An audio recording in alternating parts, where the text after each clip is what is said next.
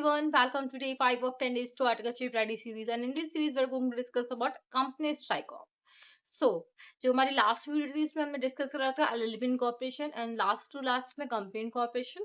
सो आज की वीडियो में हम डिस्कस करने वाले हैं कंपनी स्ट्राइक ऑफ। सो जो मैं स्ट्राइक ऑफ की जैसे स्ट्राइक ऑफ कैसे करते हैं, कौन से फॉर्म रिक्वायर्ड होते हैं, कौन सा सेक्शन गवर्न करता है एंड कितने डेज में हमें फाइलिंग करनी होती है, स्टेटमेंट ऑफ अकाउंट हमारा कितने दिन का यूनिट जनरेट होना चाहिए, क्या डॉक्यूमेंट्स रिक्वायर्ड होते हैं, क्या इन्फॉर्मेशन रिक्वायर्ड होती है, रिसबमिशन आते हैं कि नहीं आते हैं, रिसबमिशन आते हैं तो हमें उसे कैसे अप्लाई करना है कि हमारा कंपनी का स्ट्राइक ऑफ अप्रूव हो जाए। सो स्टार्ट करते हैं आज की वीडियो को।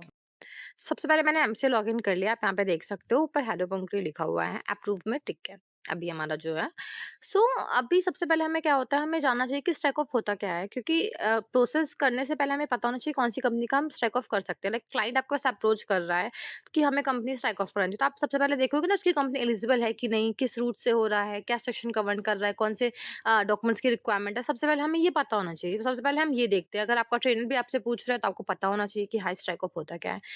तो सबसे पहले होते हैं स्ट्राइक ऑफ के 2 मोड्स होते हैं। लाइक एक सुओ मोटो हो सकता है, एक वॉलंटरी स्ट्राइक ऑफ हो सकता है। जो हम आज की वीडियो में डिस्कस करने वाले हैं वो voluntary strike off by company discuss करने वाले हैं, जो सेक्शन 248 गवर्न करता है। सबसे पहला जो है strike off by ROC. ROC strike off कब करती है? जब कंपनी ने अपना बिजनेस कमेंस नहीं करा हो, 1 ईयर ऑफ इनकॉर्पोरेशन का हो गया है, या कंपनी ने कोई अपना बिजनेस ऑपरेशंस कर नहीं रहा है and 2 immediately preceding financial year में कोई उसका टर्नओवर वगैरह नहीं है, और या उसने अपना अभी तक कोई भी स्टेटस के लिए अप्लाई नहीं करा डोरमेंट के स्टेटस के लिए, या फिर जो सब्सक्राइबर होते हैं उन्होंने पे नहीं करा सब्सक्रिप्शन मनी को, जो उन्हें with in 180 days of incorporation में पे करना होता है।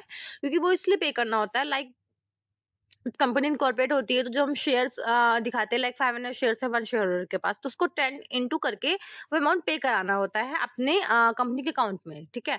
तो वो उन्होंने पे नहीं करा, दैट मीन्स वो कंपनी में वर्क करना नहीं चाहते, उन्होंने सब्सक्रिप्शन मनी ही पे नहीं करी। और ये हमें एक फॉर्म फाइल करना होता है एनसी 28, जो विद इन 180 डेज इनकॉर्पोरेशन के फाइल करना होता है। या कंपनी ने बिजनेस नहीं कर रहा है, ये रिवील हुआ है आफ्टर फिजिकल वेरिफिकेशन के बाद।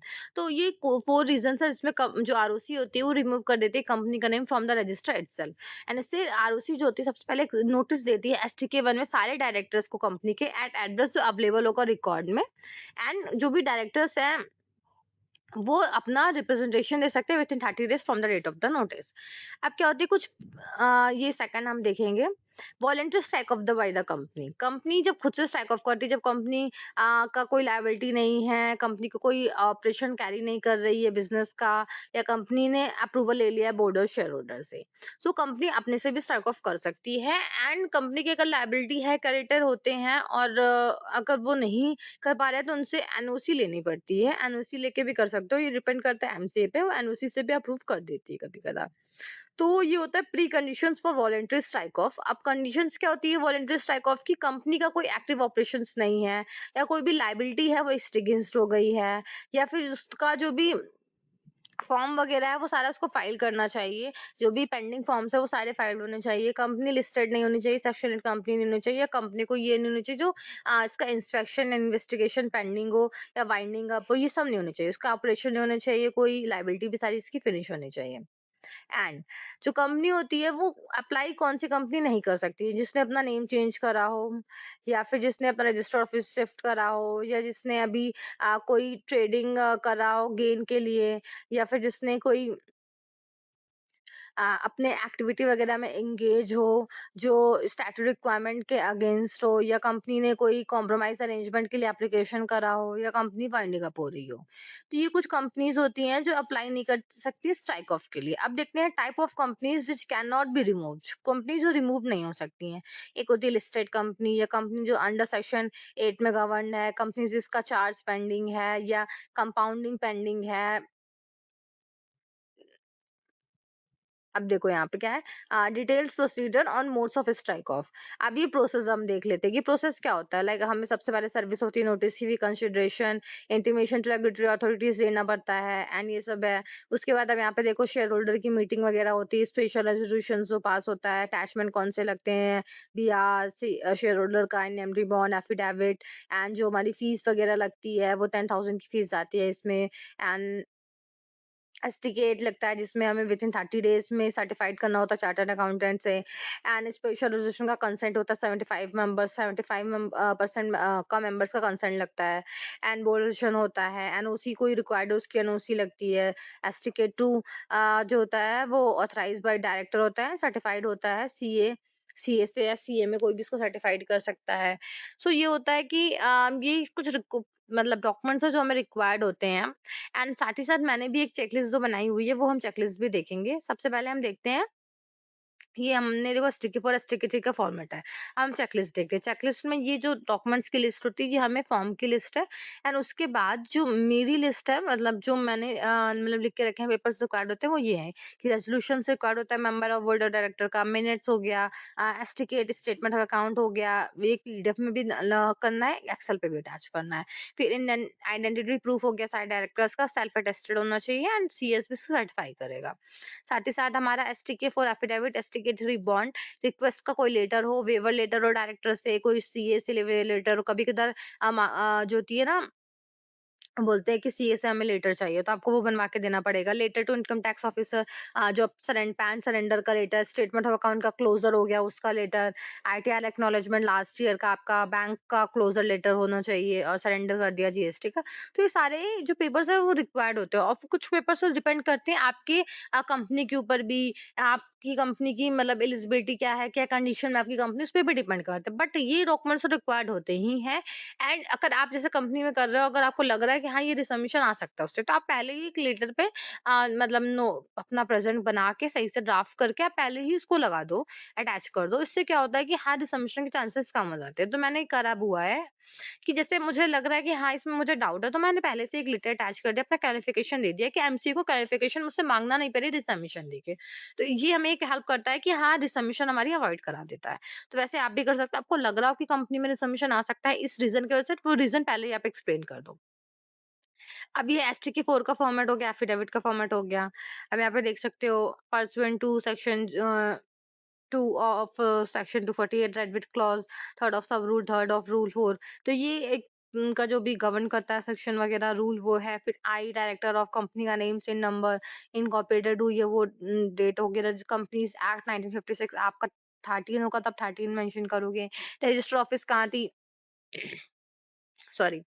अब I daughter of registered of holder, guardian है उनका, ये सारा डिटेल्स होगा। फिर लास्ट में साइन वगैरह करेंगे, डेट एंड प्लेस। ये हो गया आपका स्ट्रिके 4 का फॉर्मेट, एफिडेविट। ये एक स्टैम्प पेपर में आपको लगानी होती है। स्टिकर 3 नकदी बॉन्ड हो गया, ये इसमें भी सेम आईएमएस कंपनी का नाम से नंबर, एड्रेस, सिग्नेचर होगा, इसमें विटनेस की साइन वगैरह लगेगी।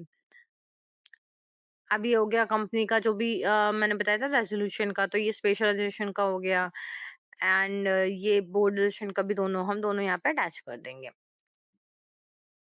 अब यहाँ पे स्टिकी 8 स्टेटमेंट ऑफ अकाउंट जो मैंने बताया था एक्सेल पे हमें लगाना होता है। ये देखो यहाँ पे CA, partner, membership number, union भी वो जनरेट जो करेगा विथिन 30 डेज की होनी चाहिए।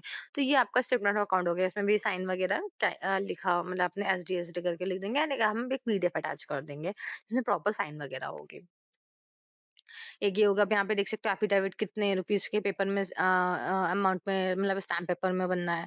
तो ये क्या है, अगर हम क्लाइंट को भेजना है तो हमें ये सब लिख के भेजना होगा। तो ऐसे आप मेल में ड्राफ्ट करने के लिए यूज कर सकते हो कि हाँ, एड्रेस ऐसा होना चाहिए, पैन कार्ड सेल्फ अटेस्टेड होने चाहिए, स्टेटमेंट ऑफ अकाउंट प्रिंटेड होना चाहिए, and board resolution special resolution letter head में होना चाहिए कंपनी का। तो कुछ कुछ जो चीजें होती हैं कि हाँ, क्लाइंट नहीं समझ पाएगा, वो गलत कर सकता है, तो पहले ही आप मेंशन करके उसे प्रोवाइड कर दोगे।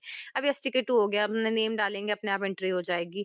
देन अब इसमें है कि whether notice has been received, हमें कोई नोटिस नहीं मिली। रीज़न क्या है क्लोज़र का, इसमें क्लोज़र के रीज़न्स लिखे हुए हैं। इसमें से हमें चूज़ करना होता है 4 रीज़न, फेल्ड हो गया कमेंट्स करने का विथिन 1 ईयर, नॉट कैरिंग, जो मैंने बताया था अभी 4 रीज़न आपको, उस चारों रीज़न में से एक रीज़न हमें चूज़ करना होता है। तो जो आपकी कंपनी के लिए अकॉर्डिंग होगा, वो आपको एक चूज़ कर लेना है यहाँ पे कि क्या रीज़न था। फिज़िकल वेरिफ़िकेशन हुई कि सब्सक्रिप्शन मनी पेड नहीं हुआ, या बिज़नेस कमेंट्स नहीं करा विथिन 1 ईयर में, या डोरमेंट स्टेटस का अप्लाई नहीं करा, 2 इयर्स हो गए मिलिट्री प्रोसीडिंग, तो ये आप यहाँ पे चूज़ कर दोगे। द कंपनी हैज़ बीन डिलिस्टेड, तो कंपनी डिलिस्टेड तो हुई नहीं है, एंड कंपनी रेगुलेटेड तो कुछ नहीं होती है, वो आप लिख दोगे। एंड क्योंकि देखो एसटीके से पहले हमें ना एमजीटी 14 फाइल करना होता है, क्योंकि हम स्पेशल रेज़िडेंशन पास कर रहे हैं, तो पहले उसका सारन यहाँ पे मेंशन करेंगे। पहले वो पे करेंगे, पेमेंट वगैरह कर देंगे, उसकी देन उसका जो सारन आएगा वो हम यहाँ पे मतलब कि हमें फिल करना है फॉर्म पे, तो ये फिल करेंगे। देन उसका ब्रीफ डिस्क्रिप्शन क्या है, ऑब्जेक्ट वगैरह क्या है, वो मेंशन करेंगे। फिर हमें बताना है कि number of director, managing director क्या है, उनका DIN नंबर यहाँ पे मेंशन कर देंगे। अब यहाँ पे DIN नंबर मेंशन करेंगे, दोनों डायरेक्टर्स की डिटेल मेंशन करेंगे, देन फॉर्म वगैरह अटैच करेंगे, साइन होगी सीए की, सीएस की, डायरेक्टर की, सेट और में फॉर्म हमारा सबमिट हो जाता है। इसमें कुछ भी ज़्यादा है नहीं। फैमिली टू 14 में भी सेम वही हम कंपनी का सिन नंबर वगैरह डालेंगे, डिटेल्स फिल हो जाएगी। अब हमें बताना है कि डेट ऑफ नोटिस किस दिन हमने डिस्पैच करी थी, रेज़ोल्यूशन किस दिन पास करा था एंड हमारा पर्पज़ क्या है। तो ये सारा एमडीटी 14 में हमें फिल करना है। इस एमडीटी 14 में बता देते हैं कि डेट ऑफ नोटिस क्या है, रेज़ोल्यूशन पास की डेट क्या है, एप्लीकेशन क्या है एंड सब्जेक्ट मैटर क्या है रेज़ोल्यूशन का, एंड शेयर होल्डर ने और स्पेशल रेज़ोल्यूशन पास हुआ है तो ये हमें दिखाना होगा, तो यहाँ हम दिखा देंगे। पोस्टल बैलेट हुआ था तो वो नहीं हुआ था, तो हम यहाँ पे नो कर देंगे। तो ये जो मैं अभी बता रही हूँ, ये सब हमें एमजीटी 14 में फिल करने हैं एंड फिर यहाँ पे डिटेल्स आ जाएँगी, वही साइन वगैरह हो जाएगी, बात खत्म। ये भी हो गया हमारा, एमजीटी 14 भी फिल हो गया। तो ऐसे ही हमारा स्ट्राइक ऑफ का फॉर्म वगैरह फिल होता है। अगर आपको कोई भी स्ट्राइक ऑफ में कोई भी हेल्प चाहिए तो आप मुझसे कॉन्टैक्ट कर सकते हो एंड मेरा नंबर डिस्क्रिप्शन पे है। एंड जैसे अब आर्टिकलशिप स्टार्ट कर आपको ड्राफ्ट्स वगैरह की भी रिक्वायरमेंट है तो आप मुझसे कनेक्ट कर सकते हो। And so all the best you for your articleship journey. And अभी तो देखो मैंने एमसीए लॉगिन कर लिया है एंड यहाँ पे अभी भी देख सकते हो आप कि हाँ एमसीए में जाके स्टिकी टू पे ऐसा ये फॉर्म ओपन होता है, यहाँ से आप फिल कर सकते हो। आपके पास कोई भी लॉगिन हो आपकी ट्रेनर की, तो अगर आप अभी कोई उनके पास इस टाइम कोई असाइनमेंट नहीं है स्ट्राइक ऑफ का, तो एक बार आप अपने से खुद से भी ट्राई कर सकते हो स्ट्राइक ऑफ का एंड ट्राई करके आप देख सकते हो। क्योंकि पहले ये एमसीए का फॉर्म ओपन ही नहीं हो रहा था, फिर अचानक से ओपन हो गया, तो आप देख लो। यहाँ पे सेंड नंबर जैसे डालोगे अपना डिटेल फिल होगा, रीजन चूज करोगे, ये आपका येस है या नो है उसके अकॉर्डिंग आपको आंसर करना है एंड सिंपली आपका फॉर्म फिर आगे प्रोसीड हो जाएगा। मैं आगे प्रोसीड तो कर नहीं सकती, इसलिए मैंने आपको अपना एक पुराना फॉर्म दिखा दिया था। अब यहाँ पे सारा नंबर फिल करके सेव करके आगे नेक्स्ट कर लोगे, आगे नेक्स्ट हो जाएगा आपका। देन आपको वही डिटेल्स वगैरह, नंबर ऑफ डायरेक्टर्स वगैरह की डिटेल्स वगैरह फिल करनी है। देन लास्ट में अटैचमेंट वगैरह लगा के एंड द फॉर्म डाउनलोड करके अपलोड करके डीएससी लगा देना है एंड पेमेंट वगैरह कर देनी है। सिंपल एंड आपका फॉर्म फिल हो जाएगा स्ट्राइक ऑफ कंपनी का। देन आपको वेट करना पड़ता है क्योंकि स्ट्राइक ऑफ अप्रूव होने में टाइम टेकिंग है, तो बस वेट करोगे एंड जिस दिन आपका अप्रूवल आ जाएगा उस दिन आपको स्ट्राइक ऑफ भी आ जाएगा। तो ये एक सिंपल प्रोसेस है स्ट्राइक ऑफ का। एंड सो मिलते हैं नेक्स्ट वीडियो में and all the best for your articleship journey and good luck for your future. And if you are new to the channel तो do subscribe and share with your friends, क्योंकि वो भी videos को देख सकें and अपनी strike off journey को अच्छे से कंप्लीट कर सकें।